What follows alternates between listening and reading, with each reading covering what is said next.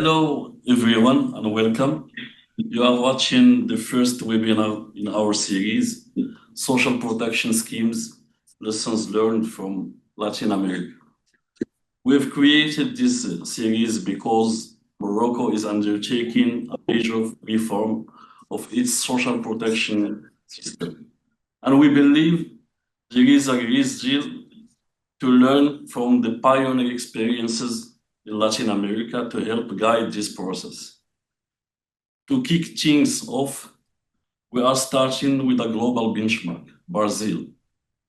For decades, Brazil's journey with programs like Bolsa Família has offered powerful lessons on how to manage a program on a massive scale with its true impact, what its true impact can be, and how it must adapt over time. We are honored to have an exceptional panel with us today to discuss all of this. I'd like to briefly introduce our speakers. First, we have Mr. Ottaviano Canotto. He is a senior fellow at the Policy Center for the New South. With his extensive experience serving as vice president at the World Bank and as executive director at both the World Bank and the IMF, he brings a top-level global macroeconomic perspective to this discussion. Next, we are joined by Mr. Eduardo Amaral Haddad, who is also a senior fellow at the Policy Center for the New South. As a professor of economics at the University of Sao Paulo, his deep academic expertise in applied economics will be invaluable to understanding the structural impact of these social programs on Brazil economy and otherwise. And finally, we have Mr. Marcos de Freitas, senior fellow at the Policy Center for the New South as well, a professor of international law and international relations. His background in political sciences offer a crucial lens through which to analyze the institutional and political dynamics that have shaped Brazil's social policies. Our conversation today will be straightforward. We will focus on four main themes. First, we will explore the recent evolution of Brazil's social protection system. Then we'll discuss its greatest success. After that, we'll examine the main challenges it has faced. And finally, we will distill the most important lessons for the future, especially for the future of this ongoing program of social protection system in Morocco. To set the stage, I will go to Mr. Ottaviano Canotto and ask you, Mr. Canotto, if you could please outline Brazil's social protection schemes or system and the most recent evolution from Bolsa Família to their current form, I would say. The floor is yours, Mr. Ottaviano Canotto. It's a pleasure to be here, Tayeb, and with in such a good company with you and Eduardo and Marcos. Look, the Brazil's schemes of social protection, they are anchored in universal health coverage, conditional cash transfers, and target social pension programs. The Bolsa Família, or family allowance, and its successors have had a central role. Over the last 2 decades, Brazil's approach has evolved through innovations in program integration, data management, and expansion. Okay. Uh, the story is a non-linear one. Let me tell you a bit because by coincidence, I personally had a participation in the process at the time that I was a deputy minister in Brazil at the Ministry of Finance, and I was responsible for international affairs. Let me explain. The Bolsa Família, the scheme of family allowance, was an innovation really, in fact, introduced by the mayor of the city of the capital of Brazil, of Brasilia, Cristóvão Buarque. He was the one who really inaugurated any sort of a scheme such as this. It was a school allowance. Namely, the money was distributed to poor families in the city of Brasilia under the condition that the mothers, that the families took their kids to the school. Okay. It was, a city program. Immediately right after, the federal government created as well a program such as this for the country. Uh, but at the same time, the President Fernando Henrique Cardoso maintained several other scattered programs of support to families on buying home gas, on buying food and things like those. It was a way through which, let's say, President Fernando Henrique Cardoso distributed among several ministries different forms of social support against, and it's quite important, this one, what I'm going to say, the opinion of his wife. His wife suggested to President Fernando Henrique Cardoso, and this is a story that has been disclosed, that he should unify all those social programs into something, which at the end of the day became the Bolsa Família. Uh, when Lula assumed after President Fernando Henrique Cardoso, at the very beginning, there was not very much a fondness with respect to distributing money to the people. The main program enacted by President Lula was a program of distributing food in specie to the families. This became such a logistical nightmare that 3 months after the beginning of Lula's government, my boss, the Minister of Finance, comes to me and says, Otaviano, talk to your friends at the World Bank and the IDB and bring here that Mexican who has developed the equivalent program to the Bolsa Familia in Mexico. Because that was the interesting thing. It's one of those experiences of learning. Uh, the Mexicans saw what had been implemented in Brasilia and sent uh, technical people to Brazil to learn from Brasilia. And by coincidence, years later, I was a colleague as a vice president of the Inter-American Development Bank, exactly with the guy, the Mexican guy who implemented the program in Mexico. And we exchanged so many conversations on how they learned from Brasilia. And the fact of the matter is that I spoke with the World Bank and IDB. They brought in this Mexican,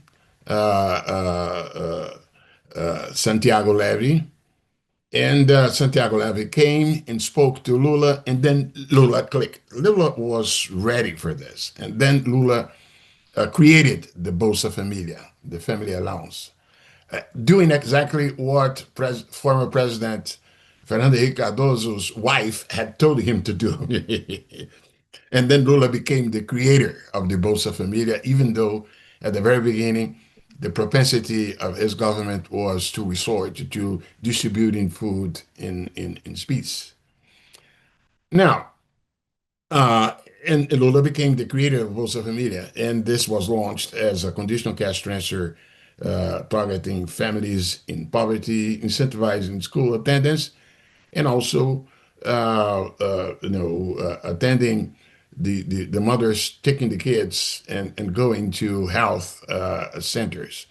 This program has also been added by a continuous benefit payment given to elderly or disabled Brazilians with low household incomes, aiming to reduce, of course, their vulnerability. I'm talking about the benefício de prestação continuada or continuous benefit payment. And but the fact of the matter is that we can talk more about it later. I come to the World Bank in 2004, and the World Bank uh, literally was in love with the Bolsa Família, among other reasons because the effects of reducing poverty and etc. were so clear that the World Bank became a champion, trying exactly to diffuse the World Bank operating as a hummingbird pollinating other places with the knowledge that it had acquired with the Brazilian and Mexican case. And by the way, of course, Brazilians and Mexicans have always, disputed who was the creator of such a program. Okay, and the fact of the matter that we may discuss the achievements that have been obtained with such with the conditional cash transfers through the Bolsa Família. Okay. Thank you, Mr. Canuto. We'll discuss the successes and the challenges right after. But before going to this, Mr. Canuto, you mentioned the willingness to unify several programs in one program. You mentioned also the willingness to bring about or efficiency to social protection schemes and to family allowance. And you mentioned also the willingness to make his wife happy as three main drivers, Yes. Tayyip, with one caveat. Uh, it was President Fernando Henrique Cardoso's wife who told her husband to unify them, yeah, uh, but he didn't. the, Then, paradoxically, it was President Lula after, not with hesitation, because I said for a couple of months Lula didn't want it, but it ended up being Lula who recovered the idea and created and became the originator of the Bolsa Família. Those paradoxal life. The bottom line is you should listen more to your wife. the, the order is first to make his wife happy, and then to willingness of unify, and then the willingness to bring about efficiency. Uh, Beyond those factors, what are, in your opinion and by experience, other primary drivers of behind this major transformation over time in Brazil? And I want also to ask you, Mr. Canoto, how central was the role of the Cadastro Único in Right. its architecture?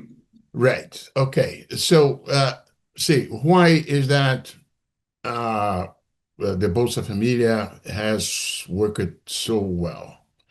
First of all, it was an experiment of targeting and delivering at very large scale, right? The single registry, the Cadastro Único registry, was integrated with payment platforms, which allowed the Brazilian government to reach millions quickly.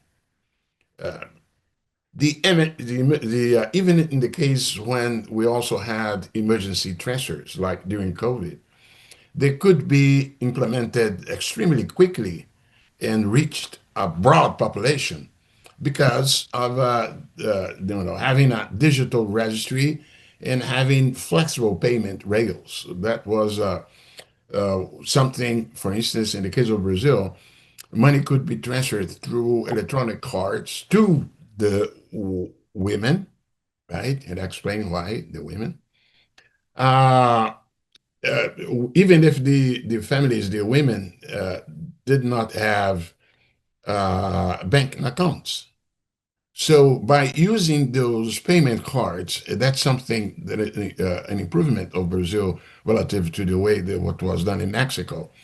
That made possible immediately an easy and quick transfer. And the reason why the money went to the families, to the women primarily, is the following. In the previous decade, some research in Brazil, research that was later on replicated in other countries, right, including by the World Bank. But the research in Brazil had shown that in the households where the women had a strong say on the destination of the home budget, the babies were taller and had a higher weight than in the other houses. So we have to recognize that as measured by the yardstick of of the weight and height of babies, the women are better. Okay. Anyway, besides targeting and delivering at a large scale, we saw, and there are several accounts made by the World Bank, for instance, measurable poverty and inequality reduction as a result. See, something close to 10 to in between 10 and 20% of the inequality reduction that we could observe in Brazil has been attributed by the World Bank to the program, to the Bolsa Família. And also human capital gains uh, through the conditionalities, because the conditionalities, that is to say, school attendance and health checks, have been clearly associated with improved school enrollment attendance and also in some child health indicators. And the fact of the matter is that, of course, uh, and to finalize in terms of achievements, this longevity of the program now has allowed learning and improvement in the process of scaling cash transfers. And that's why, under the conditions of targeting and delivering at a very large scale, allowed the country, including to boost those schemes in moments of crisis, in critical moments such as during during the pandemic. Thank you, Mr. Canuto, for that overview, and thank you to bring about discussions and clarification on the Cadastro Unico as a key element of the success of these conditionalities, both in terms of in the field of health, in the field of poverty, in the field of education, and other fields. Now I turn to Mr. Eduardo Haddad. Mr. Eduardo Haddad, beyond this overview and beyond this clarification on the Cadastro Unico, we want now to focus on what has worked particularly well.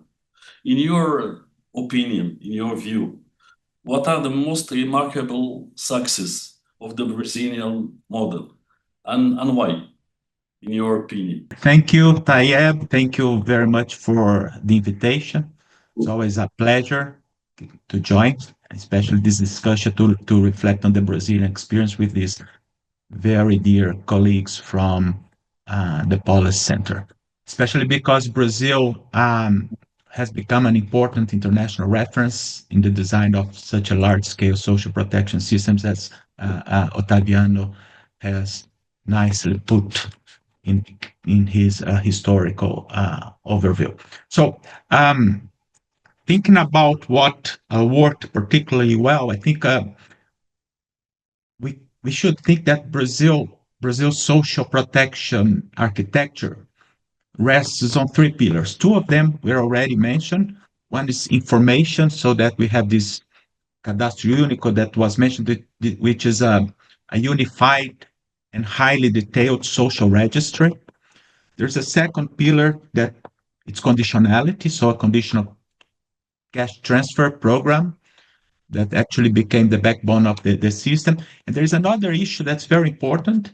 It's capillarity. Brazil is a very large country, and we have here developed a network of local social assistance services, that would be the translation, that implements the policy across. We have over 5,500 municipalities with poor people spread all over. So if I had to mention a few features, going to your question of the Brazilian experience that have been especially successful, I would start, of course, with the creation of the Cadastro Único, which was, in my view, very transformative because it allowed the country to identify the poorest household, where they were, their profile with somehow a good accuracy, help to coordinate not only to Bolsa Família, but the dozens of programs and scale up rapidly when crisis hit, as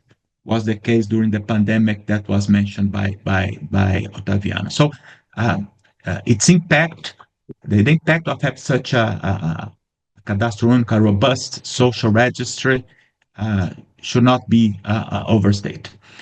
A second point would be that the program's predictable and rules-based structure is also very important. So all the households know when and how they receive the benefits. The administrators of the program know whom to target, and that's basically because we have a nice Cadastro Único, social registers, and the politicians have somehow limited room to alter eligibility for short-term gains. So there's a stability that helps to build trust in the society. So it's also important. Another point is that the programs focus on children and human capital, as was mentioned, and somehow produced long-run results. So reviewing the recent literature on the impact assessment of the program, we see that the children that were exposed to Bolsa Família have higher school attendance, better grade progression, they improve health outcomes, and they have, it's a recent intergenerational study that was published showing that they have better prospects in adulthood. So these long-term human capital gains, they do exceed the short-term cash value of the transfer, even when you look at the literature, if the measured impacts were not stronger as one would desire or other people would claim, but they are there. Another point would be that has to do with the implementation capacity. So Brazil invested in a strong local implementation capacity. So we have thousands of teams in the municipality, Brazilian municipalities working face to face with the families. So this proximity support enrollment, monitoring, and compliance, and that creates legitimacy at the community level. And finally, and that's something I've been involved is that over time, Brazil has developed a tradition of rigorous evaluation. So there's academic and government studies that continuously inform design adjustments, benefit calibration, and operational improvement. So in short, in my view, it's a combination of simple design, strong institutions, local capacity, and now finally evidence-based refinement. That's what makes the system effective. And I'll stop here. Mr. Eduardo, so you mentioned the three main pillars that are information conditionalities and local social assistance that make it happen at the local level.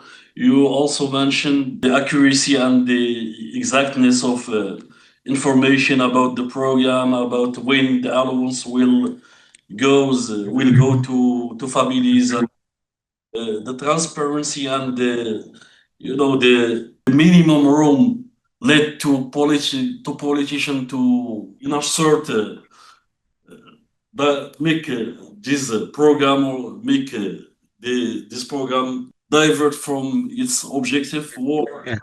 They try to, but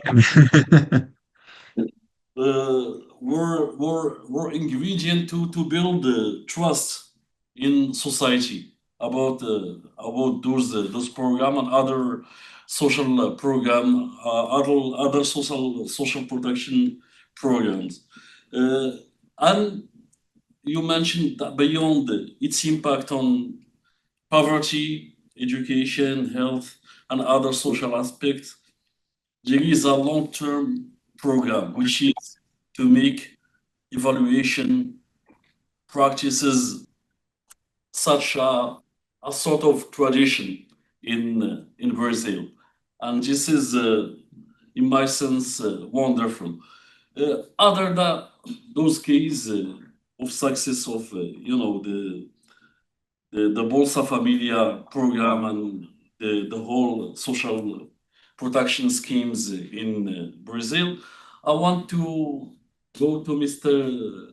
Marcos de Freitas and ask him about what were the key to achieve initial political and social buy-in for such a large scale program, given your political background and your uh, international law background.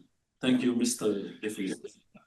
Thank you, Tayeb, and it's an honor to be with Otaviano and Eduardo. Uh, I thought that you were going to ask me the hard question because, we have one of the parents of Bolsa Familia, and I thought you were going to ask me what are the problems that he has. It would be a little difficult for me to address this with Otaviano there, right? But I think that I will recognize some. Okay, all right. Now, I think one of the things that I was impressed initially with Bolsa Familia is that for the longest time, we always had that theory that you have to grow the pie, right? Delfim Neto's idea. You grow the pie and then you grow rich. Now, Bolsa Familia somehow puts money into the poorer echelon of the population. And instead of having trickle down effect, it had a trickle up impact in Brazil. So we saw that the economy in Brazil also grew because of this allocation of capital into the poor populations of the country. So I thought it was a good thing because for the first time, it allowed what we call the E classes to start shopping.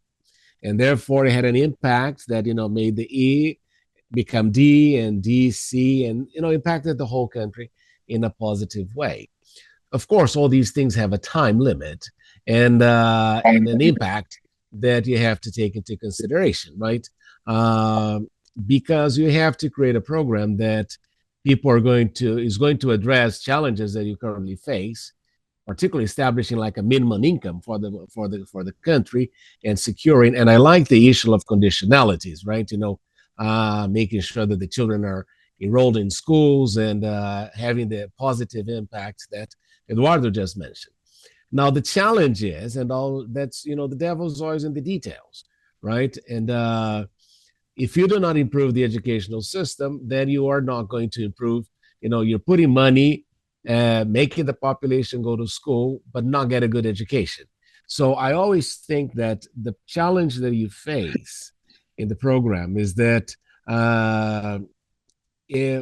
they should have understood the process. You have to take education. You have to do some things that will ensure that people actually evolve a little bit more than become dependent on the program. The other issue that we also had as a challenge was the fact that we haven't created as many jobs as because the country hasn't grown as much. So that generates a dependency. And you look into the political map of Brazil, and you see the areas where you have more dependence on the Bolsa Família usually are the areas where you do not see lots of growth, economic growth taking place as much as it should. So that's the observations. But overall, I think was a great idea. This is something that started actually, I would like to emphasize Fernando Henrique and Lula, but I recall that it was José Sarney actually who started with many of these, little tiny programs, right, of, giving some social benefits to the population. And many of them, inserted into the Brazilian constitution. And I was able to see and understand, for instance, why Chavez in Venezuela gained so much power, because, you went to Venezuela and the population had no access to anything like Brazil was providing, like, a universal health system. Brazil has built something that, in a way, guarantees that the population, those who are in the worst condition, have something. The challenge is always ensuring that, this doesn't become, some kind of money that the government's giving without any compensation, without any any feedback from the person who is receiving. And usually these programs, I think I agree with Ronald Reagan, you need to have a beginning and you have to have a graduation of the program. And that's when you realize that whether it's being successful, it's not the number of people that you have in the program, but the number of people that you have in the program that eventually were able to, sustain themselves and get out of the program. I think that's something that we need to look into. But of course, it played a very important role. It has played an important role. Of course, it's subject to political manipulation at times. We saw, when Bolsa, and the problem is always, whenever a politician gets in, they always want to change things. And, and even though Bolsa Família has been there, they keep changing the name. Like, you remember, Bolsonaro changed the name, and then, and then the program, they always say that they're going to perfect it, but not really, because I think ideally it was well conceived. It met a situation that the population needed. But, the devil's always in the details, and ensuring that it keeps giving the positive results for the economy to grow and to secure a minimum life standard for people. So, it has been a successful program. It needs to improve in certain areas, but overall, the evaluation can be very positive in that sense. Thank you, Mr. Marcos de Freitas. As you said, no system of this magnitude is without its difficulties. You mentioned the risk of dependency of families getting those conditionalities, the critical issue of exit strategies was also mentioned by you, Mr. Freitas, is that helping families graduate from poverty to non-poverty. And you mentioned one thing that I want you to explain more to the audience, which is the fact that those conditionalities must go with other social investment hand in hand. By social investment, I would say building schools, building hospitals, and so on. Can you give us more detail on this? And then we'll move to Mr. Canuto to discuss how was the resilience of those programs to economic shock, like inflation, like COVID, like political shifts. And last, we'll go to Mr. Eduardo Haddad to discuss the main challenges related to targeting. The floor is yours, Mr. Marcos de Freitas. Now, let me tell you something that I like to mention always. We are gathered here, and I am currently in Beijing, in China. And there is one thing that I like about the Chinese constitution. It's Article 42.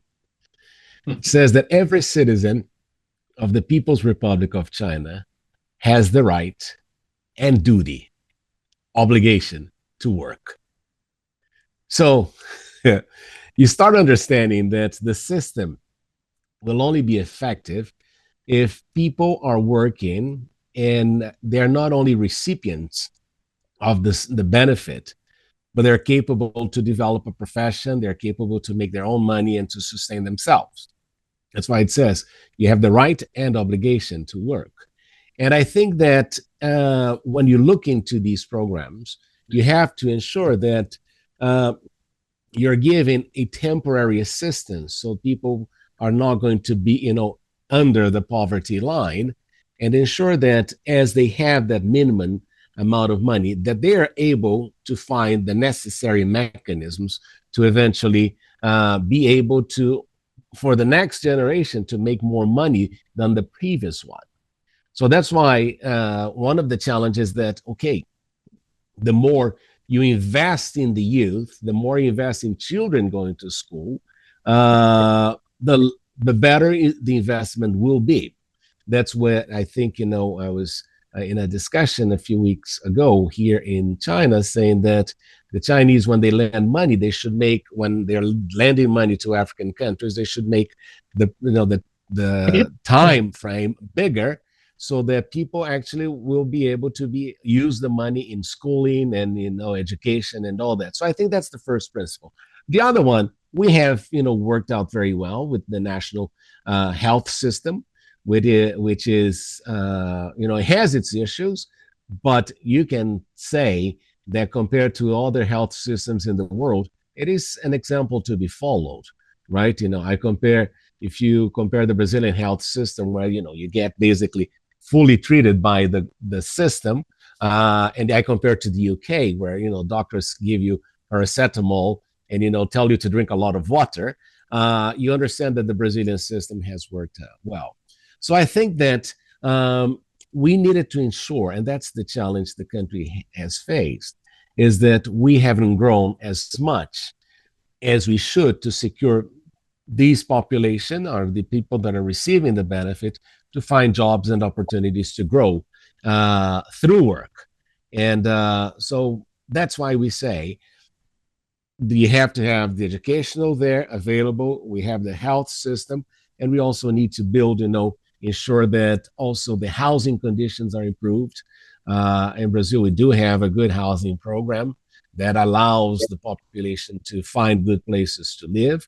But, because the other option is that if the state doesn't provide these basic things in a way that works well, you might end up in a situation there the population is not going to effectively be able to contribute to the growth of the economy and to the growth of the country in the future. So I think that, it's a step in the right direction, but we need to ensure that everything else also moves at the same time, and even in a better way. So the challenge in Brazil has always been this, we have the money, we send the children to school, and there is something that is a merit. People are in school, but how do we ensure that the education that they're receiving there is the best one that they can? Sorry, Otaviano, sorry. Okay. Let me compliment. I have to. Look, I fully agree with Marcos on the need to have the door outwards, the way outward. This has always been considered as part. This measurement of success is the way out, but it has also to be recognized that this is to apply particularly to the kids, to the sons. You cannot imagine that simply you will get someone at his or her 60s, 50s, 40s, without having education and being poor, to suddenly be able to leave out that thing. So the measurement, the yardstick must be the way out of poverty, looking at particularly the kids, the ones who will attend school and go to healthcare. And also should add the following: despite the fact that the Bolsa Familia unified several programs, fact of the matter is that some other programs have also been created afterwards. And then you have such a multiplicity that makes it, everyone wants to create his or her own program and then adds on, uh, and which leads to the following. In the very beginning, and that was one of the merits of Bolsa Familia. The Bolsa Familia corresponded to something close to 0.5% of GDP. Okay, 0.5% of GDP. And that with a strong result in terms of, as I said, 10 to 20% of the inequality reduction that could be attributed to the Bolsa Familia. But as time goes by, other spending not related to social protection have also uh, uh, risen too much.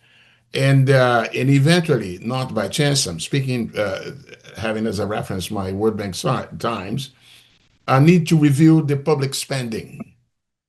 So in order to protect and allow exactly the extension of programs like the Bolsa Familia, Brazil needs to review in what is spending in other areas, so as not to create vulnerability to those programs, okay? But I repeat, the way to measure the success cannot be simply being out of it, because that's going to take a generation to happen. And may I add one thing here to what Otaviano says? We understand that many of the parents will never be able to leave the poverty line. And that's why I agree, you measure the success. So that's why it makes sense. That's what I said, extend the life of the program so that you ensure that the children eventually will go to college or will go to high school and they'll have a better education. So when we say the graduation of the program, we said, okay, when I look 10 years from now, has the life of the children, or do they have a better perspective in relation to the future? Because if you generate a program in which the family is going to be supported, and then the children remain under the program, and then the grandchildren, and then you're not being successful. So that's why I agree in the sense that we help the parents as long as they need it to ensure that these children have the capacity to go up the scale. Thank you, Mr. De Freitas, for these insights. Mr. Canoto, thank you. I want to ask you on one other challenge, is on how resilient was the program to COVID-19, to economic shocks like inflation and to political shifts. The floor is yours, Mr. Canoto.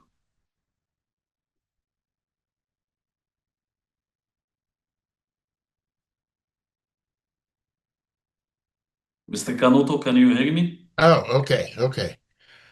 See, in terms of outlook, that's what you were asking, right? Yeah. Well, first of all, there must be, the protection of the real benefit value, some sort of a indexation, and as I referred to, a fiscal path that does not jeopardize the budget space for the social protection spending. Another area is to keep and deepen the registry. Okay, it's true that at the very beginning, I remember at the World Bank, one of the reasons why the World Bank got in such a love with the Bolsa Familia is that the World Bank made an assessment of the rate of scoring appropriately the recipients of the Bolsa Familia. And it amazed everybody how the rate of correction was something close to 95%, which is very high by any standards, 95%. So everyone was in trouble. But there are some indicators that this quality, that this rate of correctedness in the targeting has somewhat been diminished over the years. So there is a need for the Brazilian government to invest further in this common registry and improve the quality of data, the biometric and identity service, and keeping flexible digital payment trails. So we have to yeah. Resilience of the program.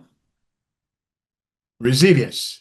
Yeah, the resilience, especially to COVID-19 shock and to inflation. yes.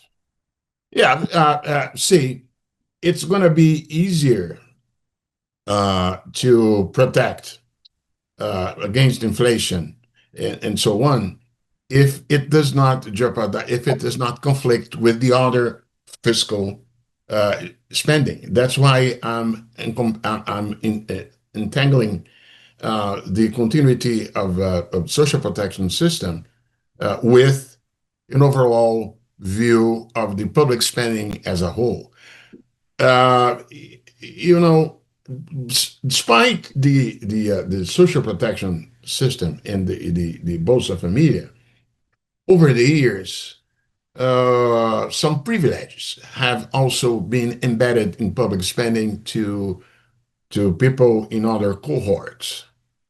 You look at the pension system in Brazil, it is so generous to the upper echelons of the income pyramid, together with other benefits, that at the end of the day, some people even say that when you take into account the tax impact on the population, plus the destination of some of the public spending, despite Bolsa Família, the Brazilian government gets close to reverse a Robin Hood upside down, taking money from the poor people and giving it to people up.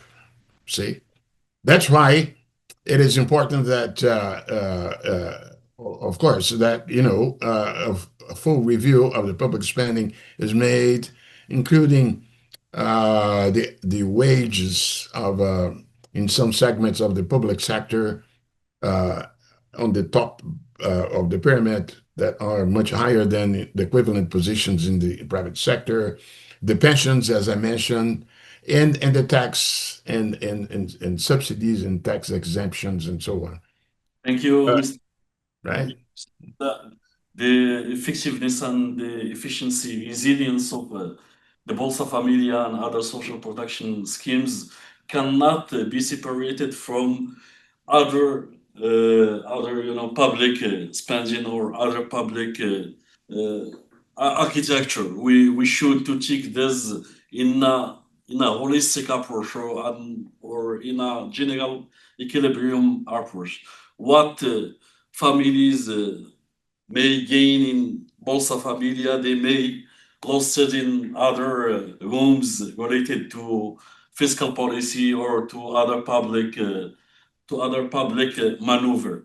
I will go now to Mr. Eduardo Haddad and ask him about what was the main challenges related to targeting and if there significant issues with the exclusion errors or leakage. I will give you 2 to 3 minutes to answer to such a complicated question. Very, very quickly. So, I mean, of course, the strength I mentioned, they also the same topics face persistent challenge. So, I'll start again with the Cadastro Único, right? Because the targeting is in a context of high informality, depending on the figures you get, you can get that nearly 40% of Brazil's workforce is informal, but with very volatile incomes. But that makes it difficult to determine eligibility and to update household information. So there is always, as a result, inclusion and exclusion errors, and these are inevitable in such a dynamic labor market. That's why you need to keep updating. This is the persistent challenge that you have. Ottaviano mentioned, and you asked him about fiscal volatility, but also political volatility. So, expansion during crisis, like the one you mentioned during COVID, raised fiscal pressures.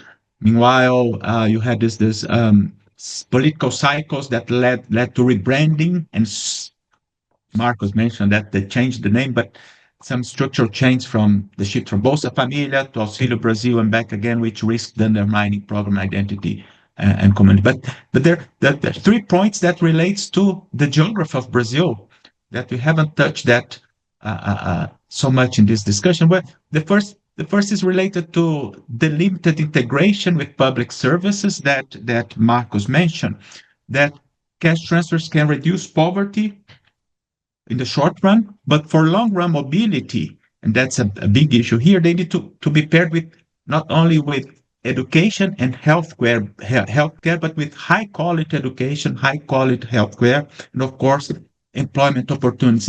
And these services vary dramatically, not only in terms of quality, but in quantity as well across Brazilian regions. This is one geographical issue that we have to have in mind. The second is that the administrative capacity also is highly uneven across municipalities across Brazilian regions. Some have excellent digital infrastructure, well-trained staff, other lack basic resource to administrate the program. So this results in inconsistent monitoring of conditionalities and uneven services quality that, it's part of the problem. And finally, also related to geographies, of course, the deep regional inequalities that the country face, socioeconomic, fiscal, institution, as I mentioned, and this means that the same program with the same rules, when you make a proper assessment, and now we have already one generation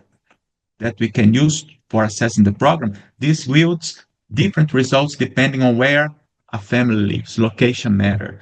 And in essence, so just to sum up within the time you gave me, the main challenges stem from structural factors: informality, fiscal rigidity, political contestation, and very important, spatial inequality. And I'll stop here. Thank you, Mr. Canoto. You mentioned those structural challenges. You mentioned also the key role of business and political cycles. And last, to conclude, if you have one important and most recommendation for Morocco to advise the country to achieve his goal, which is to build an efficient social protection system, what would be this recommendation? You say that locality matter. What recommendation, Mr. Eduardo, would you give to Morocco and Moroccans, given geography Yeah. and social protection? Yeah. Well, okay. So if you look at the multidimensionality of poverty in Morocco, you see that poverty is not the same everywhere. In some areas, it's more related to access to infrastructure, to housing, to energy. Others in the large urban agglomerations is access to the labor market. So it's more inclusion in the labor market. So it's more education type of poverty. So it's a multidimensional approach that you should take into account. And if I had to conclude from Brazil's experience that shows that large-scale social protection can be effective when they combine robust registry, as I mentioned, information, simple and predictable program rules, take into account conditionality, and very important, local delivery capacity, and that may be an issue for Morocco, given the size of the territory, and in some regions, persistent investment in human capital. But the Brazilian experience shows that even if you have a well-designed social protection that can reduce poverty and expand opportunities, it cannot on its own eliminate poverty. And that's the same everywhere. The remaining challenges are structural. Informality, I mentioned, regional inequality and low productivity, so that cash transfers can, in a sense, lead families, but only broader economic transformation can lead society as a whole. So that's a concern Marcus raised. That's very important. You cannot only depend on this cash transfer type of program to eliminate poverty in the long run. There's something more structural that have to come hand in hand. Thank you. Thank you, Mr. Eduardo. So, social protection schemes are important, but we should have exit strategies for families to helping families graduate from poverty to prosperity. And this will be achieved thanks to economic and social deep transformation. Thank you, Mr. Eduardo Haddad. Mr. De Freitas, in one sentence, what is the single biggest pitfall to avoid in Morocco? Yeah, it's good. You ask me for one sentence, I'll give you three, right? 5 sentences. All right. Okay, then. So I'll give you three. One, right? Ensure that the economy grows. I think, as Eduardo said, the economy has to grow. You need to attract investments. You need to create jobs. Job is, work. Job is the first priority that it should be in the agenda for anything, right? And as I said to you, you have the constitutional right to. You have the duty. You have the right and obligation to work. Remember that. That's an important factor that you have there. Second, when you have the program, ensure that the money is used for the purposes you have seen. We have an issue in Brazil that people are using that for gambling, online gambling, and that's became like a huge problem that they found out. You see, Eduardo is showing that, right?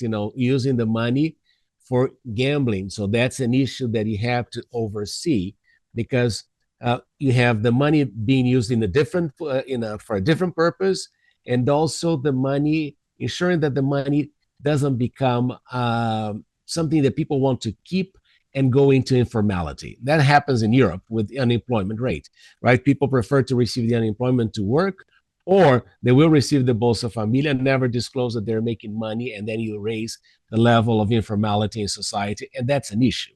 So be careful with that too, because that could happen. But I think that the most important outcome, and I agree here 100% with Otaviano, is that this is not a 5-year thing. This is not a 10-year thing. You have to ensure that the child today will have, the necessary funding so that when time comes, you will see that child, the investment that you made really came to fruition. Now, how do you evaluate that? When they go and they have jobs and the economy is growing. So I think that you need to ensure that the program has a life, but the life is based on, okay, investing today, you will see that investment coming back in a few years.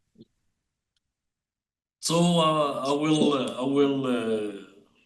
as a takeaway, the biggest pitfall to avoid, according to you, Mr. De Freitas, is to consider those schemes or those programs as a short-term matter.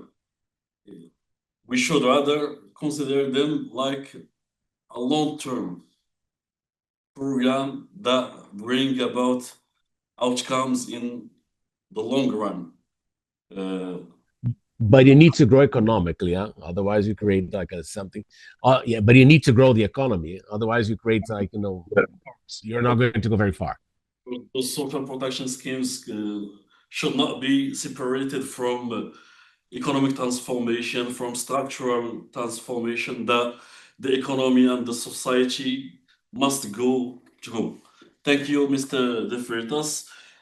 Then,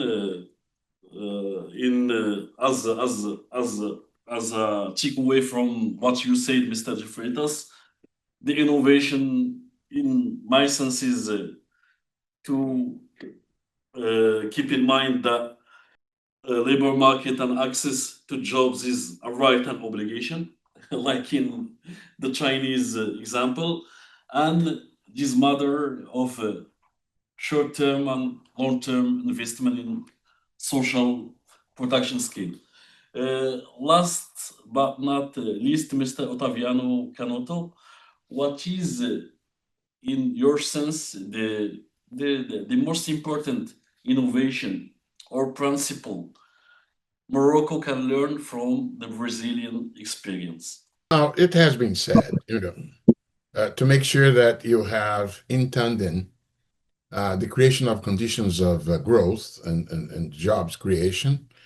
An important dimension of this is to improve the business environment. It's interesting how in Brazil, the rise of income of the poor part of the population, particularly in the first decade of the new millennium, was accompanied by a rise in entrepreneurship directed at this market of this part of the population. The innovation in products geared at attending the poor part of the market. And obviously, having appropriate infrastructure as well as an appropriate business environment facilitates exactly what we're talking about. At the end of the day, ultimately making possible the exit from such a kind of programs and so on. So the lesson is there.